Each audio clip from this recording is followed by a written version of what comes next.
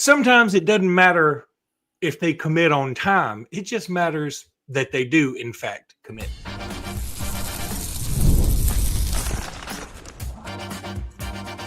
You are Locked On Bama, your daily podcast on the Alabama Crimson Tide. Part of the Locked On Podcast Network, your team every day. Hey, everybody, and welcome back into Locked On Bama, emergency podcast for Locked On Bama. I got to start over. Hey, everybody, welcome back into Locked On Bama. Luke Robinson with the AHSA Radio Network. That's me. Alabama internet legend Jimmy Stein. That's him. This episode is brought to you by Gametime. We'll talk about Gametime here in just a little bit. I want to thank you everydayers for being here every day. Thank you newbies for being here today. And thanks for everybody for making us your first listen every single day. You guys are the best. When I try to change up the regular announcement or intro, I screw it up. So I'm not going to do that anymore. Nolan Wilson has committed to Alabama in what was a fantastic moment for the Tide. We thought it was coming. It was a very bizarre announcement, and that is something worth talking about. But we'll take it. Yeah, I've never seen one start late and happen so fast, both. I mean, I was like... the only time that's ever happened to me is on most of my dates. Nice. Well, and I'm sure fireworks were set off on both occasions. It appeared that Nolan Wilson committed on some type of like soundstage where there was about to be a concert of the Eurythmics, which I was like, I expected some Eurythmics, not that much. Like when the first for those who don't know, you didn't get to see it. Nolan Wilson committed on his Instagram live page, and he announced it. You know, it was on Bama Online, it was on 24/7, it was on Twitter, and he said, go to my page. And so I did it straight up 5:00, and it got to be 5:01, and I'm thinking, okay. And then it got to be 5:02, and I'm like, okay. And then 5:03, I'm like, hey, can we take some of this rev share money and buy the new recruits watches? And then he goes live, and the first thing you hear is the Eurythmics, and it's this huge stage. It's like there's going to be some kind of mid-range band about to play in a park. A reunion of the actual Eurythmics. and Millie from Millie Vanilli. And it's like he got up there and he said, yep, I haven't been playing football that long, but I really enjoy it. And where I'll be going the next 4 years is Alabama. And that was something else that stood out to me. He said, where I'm going the next 4 years. Now, that doesn't mean he's committing to staying at Alabama 4 years. We don't know if he'll be at Alabama come December.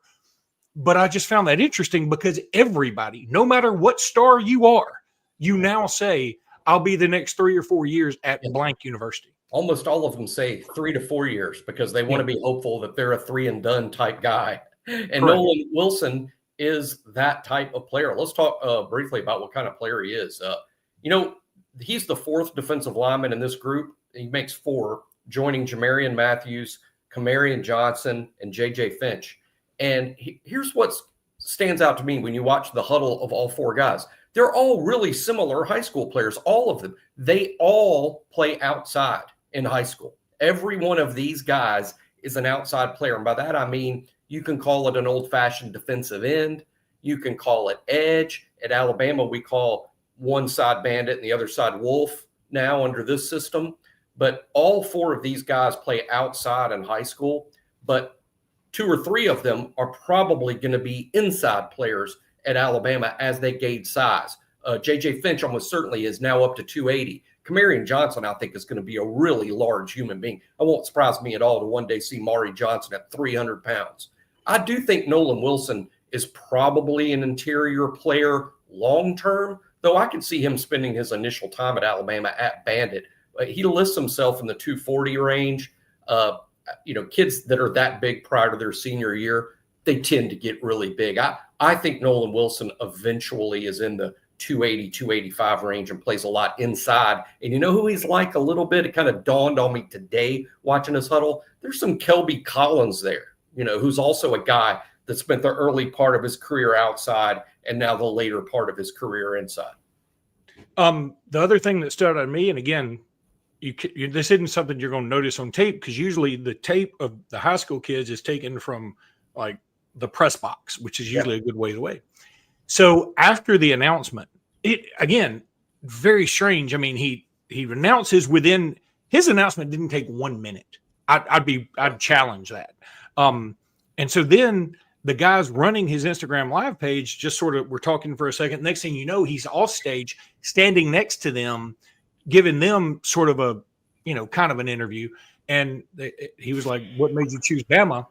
And that's about when Tears for Fears kicked in with Everybody Wants to Rule the World, which is weird. And he was sort of at a loss for words. And I think part of it was because he was like, would somebody turn down Tears for Fears? Because it wasn't very loud. But he kept sort of doing this with his hands, like sort of putting one hand in the other. And I swear, the first thing I thought was, his hands are monstrous. And I love that. Yeah, and the thing that made me think about was, okay, so this guy admits he hadn't played football very long. We're going to try and find out exactly how long. But that's awesome because you've got huge hands. You're going to get bigger, and you haven't played very much, and you're already a high 4-star. He ranks his range is from 44 on one site nationally, I think, to I want to be sure of that. Yeah, 44 is the highest, and 122 is the lowest. But I think again, when it's all said and done, he's going to be closer to 44 than he is 122. That makes him a high 4-star. Mm-hmm. I think when you're 44 to 122, that means I think he's somewhere in the 70s. I'm sure nationally somewhere. It makes you a very high 4-star. You're only about 40 spots out of 5-star status. So this is a strong 4-star. I thought this might be news to Luke because this is interesting. This is something that might make Nolan Wilson one of your favorite players. And I didn't notice this when I watched this. I've seen this huddle 3 or 4 times, but I watched it today in preparation for the show. And this is crazy to me. And Luke's kind of more into this stuff than I am, but his number, he wears 74. That is bizarre. I've never seen that for a defensive lineman. What pass rusher, maybe an interior defensive tackle. Now, normally that's an offensive lineman's number and maybe sometimes a defensive tackle. But he literally plays outside, even at his high school, and he's obviously going to be an outside player at Alabama, at least initially, but wears 74. And it's odd to watch a player wearing number 74 murder quarterbacks because he does throughout his huddle. He is a fantastic high school pass rusher. He can do it with speed. At that level, he does it with power. He has pass rush moves. He's active against the run. He's highly athletic. This is a big pickup, and for people that get frustrated, Alabama's defensive line recruiting, this is a slam dunk take. Yeah. This is a take for anyone in this league. Nolan Wilson is good enough to be taken by anyone in this league and has a lot of promise because this is a high-end athlete that one day is going to be in a 280, 290-pound body. All right, so that does bring me to a question that maybe nobody's interested in but me. I know in the NFL – now, they may have changed this recently, but I think in the NFL, if you are a position, you have to have a range of numbers. Like offensive lineman, hardline rules about the NFL has hardline rules about positions. So numbers, yes. College does not accept. The college does not. Except, I believe, offensive linemen have to wear jersey numbers in their 50s, 60s, or 70s, I think is the only college rule. And the reason being is it helps the referee spot illegal touching. The referees have to know who is ineligible to touch the ball. So they do have offensive line rule numbers for college football. I like that. But to my knowledge, there's no other rules in college about who can wear what number. But and Mark A says not anymore. And I don't know if he's talking about the NFL or the college thing you talked about, but it makes a lot of sense for that to be a rule about the illegal touching thing. By the way, several people have talked about your idea, which I think is just genius that we have to do about the buying 135 hats and narrowing it down in 135 days. I can't imagine anything. And look, each one of them can be shorter than a Nolan Wilson announcement. It's just like, all right, Troy, you're out of here. I love it. I love that idea. We've got to find somebody that'll do that. It's got to be somebody that can say with a straight face that they can sign with anyone. I mean, it's no good if it's a kid with 10 offers. He's got to be a kid like. I don't care how many. It doesn't matter how many offers he has. A 5-star type kid that could go anywhere. I mean, to me, it's no good to eliminate schools that haven't even offered you. But we can't get a 5-star to do this. You and I could find like a 2-star. And I think that would make it even cooler. And see, the 5-star's already got all the press he could possibly have. Well, I think if you get like a 2-star and he's like, hey, Ohio State, you're out of here on day 135. Yeah, 2-star. Everybody's like, whoa. Yeah, if you're a 2-star that throws away that UTEP hat too soon, I'll be like, whoa. You might want to go find that hat. Yeah, it's like Dumb and Dumber. Yeah, you might want to hold on to that one. You know, when they gave him the IOU for $300,000, he's like, you might want to hold on to that one. All right. So, listen, the huge pickup for Alabama. We're going to take a break and come back, and we're going to talk about some other stuff that's going on in the recruiting world. But y'all know I got to tell you about Gametime because it's the best. It always is and always will be. We've all been there, logging on early and waiting forever for concert tickets to go on sale, only to lose your spot for a show you've been dying to see. Live music should be about making memories, not dealing with the stress of ticket shopping. That's where Gametime comes in. Gametime makes getting concert tickets faster and easier than ever. Prices actually drop as it gets closer to showtime. And you can save up to 60% off with their killer last-minute deals. Look, if you're tired of endless scrolling to try and find the best deal, Gametime's zone deals pick the best seats in your section for you. With Gametime, the price you see is the price you pay. There are no hidden fees. I love Gametime and have used it a gazillion times myself, plus or minus on the gazillion.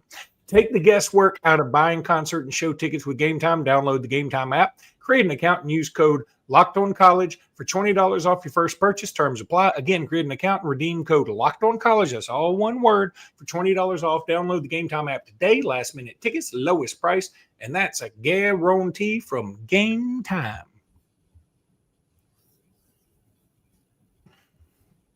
Okay, so Nolan Wilson to Bama, huge pickup. Freddie Roach, by the way, Nolan Wilson went out of his way. He didn't say Freddie Roach in what I saw because we went live, but he was like, Alabama was the first to contact me, and they bit in my heart. And so big, you got to give Freddie Roach some credit here because you know he's involved. And so, Freddie Roach recruited this kid, and make no mistake, Freddie Roach's relationship with him is a huge reason. This kid's hard to sign. Look where geographically he is. I know Alabama over the years has signed Mississippi kids and has done well in Mississippi. Of course, it's a border state, but this kid's from Picayune, Mississippi. That's southwest Mississippi near the coast, but it's southwest Mississippi, 1.5 hours from Baton Rouge. And I know LSU wasn't a finalist here, but kids, I mean, he's multiple hours from Tuscaloosa, but 1.5 hours from Baton Rouge.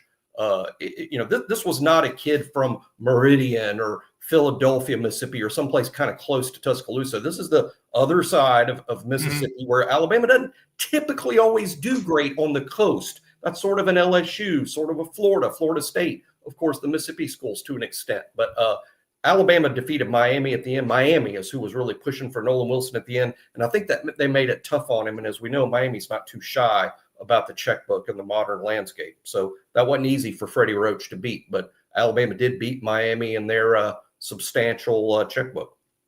And speaking of all that, there has been so much going on in the recruiting world the last few days. I mean, it's been a whirlwind. And I'm here for it. Jimmy, we've been doing more pods in what is considered a dead sports time than we've been doing just about during the season, because the recruiting information has been incredible, not just for Alabama. That Felix Ojo, I think is how you say his name, this 5-star offensive lineman, top 10 player universally that everybody thought was going to Texas, he commits to Texas Tech, and it comes out like it's reported. This isn't like rumored. It is reported. This is according to his agent. He says, yeah, he's got a $5.1 million deal guaranteed over 3 years. And I'm like, okay, wow. First of all, I don't know that I'd have told all that. Maybe you have to, because it's a public university. I don't know. But I just thought that was odd. Then that Emmanuel Ichinawo guy, he commits to Oregon. Booby Feaster, who was flirting with Alabama for a hot minute, he commits to USC, which seemingly comes out of the blue because everybody thought it was going to be A&M or LSU for the longest time. He's going to USC. Georgia gets a Fogel, I think is his name, another tight end, and they're probably going to get Caden Prothrow. And another kid, a 4-star universally, like 4-star on every service, commits to Sacramento State from Mississippi. Yeah, that reminded me of when Travis Hunter, coming out of high school, a 5-star, maybe the best prospect in the country, who would go on to win a Heisman Trophy at Colorado, chose Jackson State over Florida State and Alabama and everybody else who was trying to sign him because he wanted to play for Deion, even if it meant signing with Jackson State and the SWAC. That sort of reminded me of what happened today when the top 100 player committed to Sacramento State over several big schools. I was a kid I think Ole Miss thought they might get, and instead he's going to Sacramento State, who is making a major financial push to become a player in the football world. They put a ton of money into football. They're trying to join a conference. They're trying to join a big conference. They'd like to be in that new Pac-12. Aren't they trying to join Division I, period? I mean, yes. Yeah. And so far they've been rejected, but eventually they'll be able to buy their way in. Here they are buying they might not have any money left. A national top 100 prospect signing with what is for now an FCS school, very similar to what Travis Hunter did. Although, again, Sacramento State is in the process of trying to move up to big-time FBS football. But yeah, that's a major story. As for the kid that signed for the $5.1 million at Texas Tech, his agent put that out. Shortly after the agent put it out, sources close to Texas Tech contacted Matt Zenitz. Ends up, it's not quite what the agent was putting out. It's a little less, $750,000 a year. With it can get bumped up to $5 million if they throw out the house settlement, and we can go back to how it used to be with the old NIL. Yeah. But it's $750,000 a year, which is still $2.2 million for 3 years for one player. It's just an enormous thing. And Texas Tech, again, trying to buy their way up. And but hey, money talks in 2025. If you haven't heard. Let me say this. First of all, if you remember, Texas Tech was in the softball national championship essentially because they spent a lot of money to get the best pitcher in the game. Secondly, my bet is this. That kid's going to get his $5.1 million from Texas Tech, or he won't be at Texas Tech the entire time. That's my guess. Maybe it's under the table, whatever you want to say, but that's my bet. Like, otherwise, this kid, I don't think it's a great move. Now, who am I to say? He's making more money right now than I'm making several years, but he's like lots of them, like all of them. But if he's making $750 a year, pretty awesome. Yeah, Texas Tech has put substantial money into their program. I've understood from people that have viewed their football facility that their new football facility paid for by the same billionaires who are helping their NIL program. Their new football facility rivals anyone's in the SECs. I mean, it's those, again, this is what it takes now in 2025 in college football. Not just a billionaire. They have a couple of billionaires who are motivated. They want Texas Tech to be great in sports. And the University of Alabama has produced exactly 0 billionaires, I believe 0. But it's not just the amount of billionaires your school produces. They have to care about sports. I think that Tim Cook guy over at Auburn, he's a billionaire. I don't think he's super into sports. Not like the Texas Tech guys are. No, he looks like he's more into chess. I mean, he runs Apple. He's not. I mean, I know he's been to Auburn for some football games, and I think all that's kind of cute. I don't think he gives a rip, and he probably does give some money to Auburn, but it's probably earmarked for various education stuff, which is cool too. I mean, that's what a university's there for. But yeah, now Jimmy Rain has a lot of money. I don't know that he's a billionaire. He might be. I don't know. But Jimmy Rain is obviously someone who has been extremely active in supporting Auburn, throughout the years, with substantial money that I'm sure they use for facilities and NIL and everything else. But that's the deal. It's about not just having billionaire alums. It's billionaire alums who care about sports. Yeah, that you got to have those. And that's where you and I let Alabama down. We should have been billionaires. I mean, if I could go back, I would be a billionaire. Yeah, I made a poor decision not to be one. I'm going to rethink that. I do like the Moon chimes in. Tim Cook is from Robertsdale, and he's a weirdo. Okay, look, he's got sort of a weirdo vibe about him, but he is a billionaire. So, I'm down with it. Letting me know that Jimmy Rain is, in fact, per Forbes, a billionaire. Yeah, Jimmy Rain is 100%. No, I think Jimmy Rain is worth $1.5 billion at this point. By the way, correct, as is Forbes, as is my production assistant.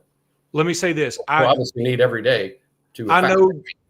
I know Jimmy Rain gets a lot of heck from Alabama people, and he is heavily involved with Auburn. He loves Auburn. I've had the opportunity to meet him several times because he's done a lot of work with our company.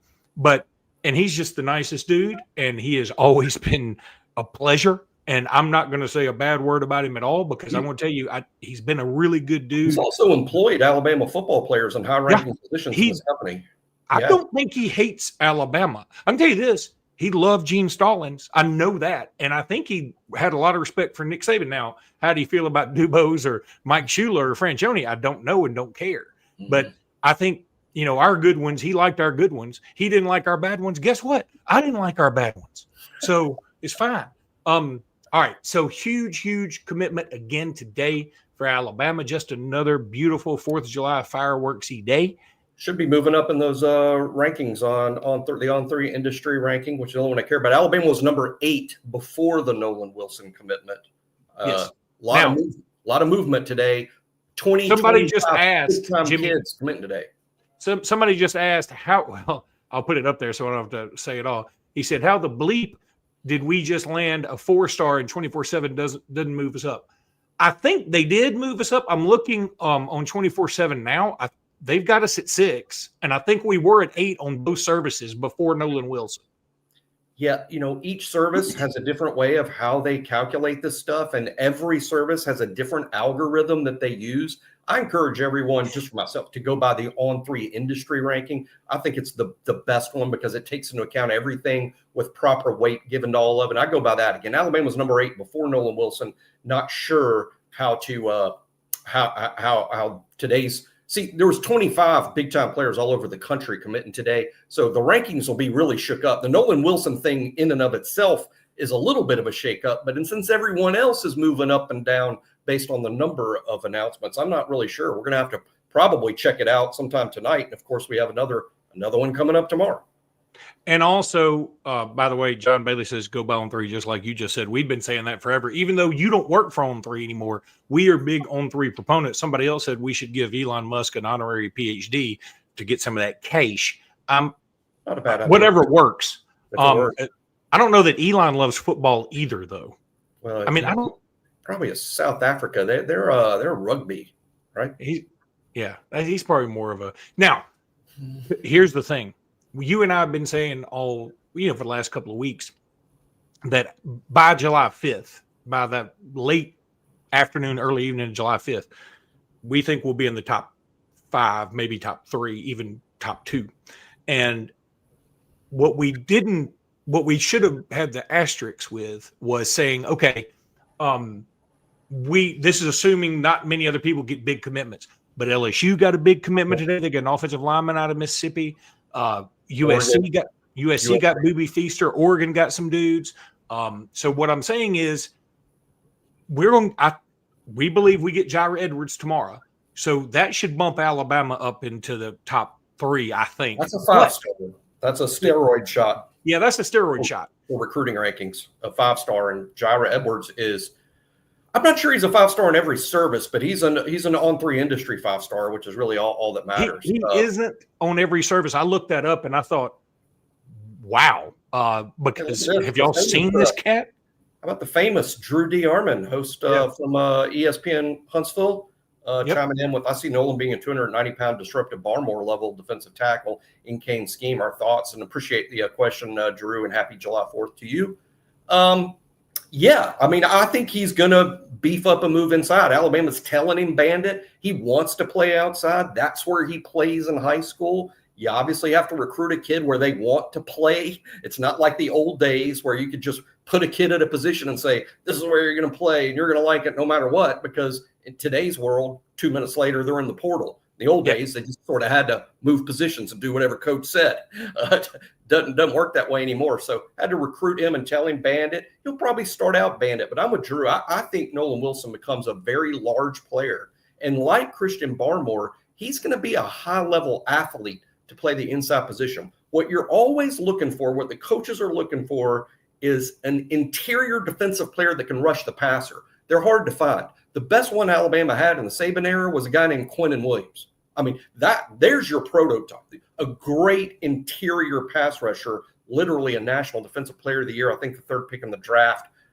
That's what you hope, and I do think Nolan Wilson has that type of upside because, wow, he is very athletic. Can he retain that athleticism as he adds another 40 pounds? We just hope he grows into his hands.